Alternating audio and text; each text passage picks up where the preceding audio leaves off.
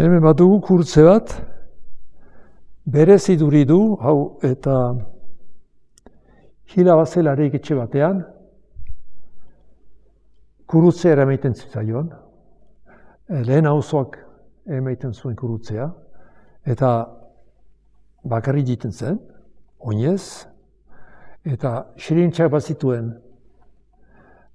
jendeak ohartziten kurutzea pasatzen ari zela. Eta komuzki jende bazakiten zoin etxetat joaiten zemana, baziren bideak, zomaitalez urrunt ziren, eta oinez egiten zituzten bideak, eta lanen ari zirenak, bide bazterretan, ohartzen ziren, huren xirintxa pasatzea egin, otoitz egiten zuten, eta bebeden kurutzen seinalia. Eta gero hau finkatzen zen hilaren etxean, hilaren gelan, hilaren ganbaran, finkatzen zen, eta han egiten zen, eta enterramendu egun arte. Hau, hile eta behala joiten zen lehen auzoa, kurutzearen txeka Elizarat. Hori berrikitan egiten zen oraino. Eta berdin baliatzen altzen gero, gizarteko hagarekin, eta prozesionetan eta berdin erabiltzen altzen zen.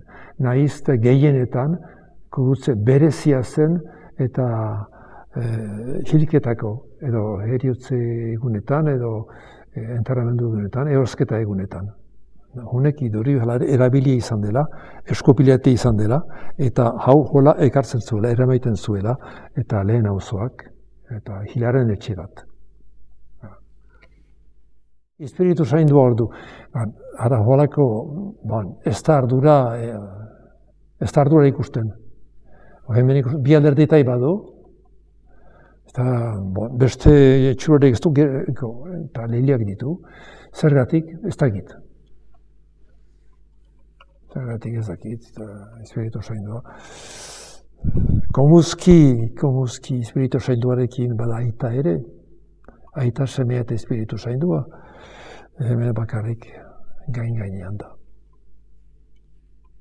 Gero, ez dira, eriezko gauza guziak, teologikoki eginak. Berda ikusi, jendek egiten zituztela, parte bakarrik.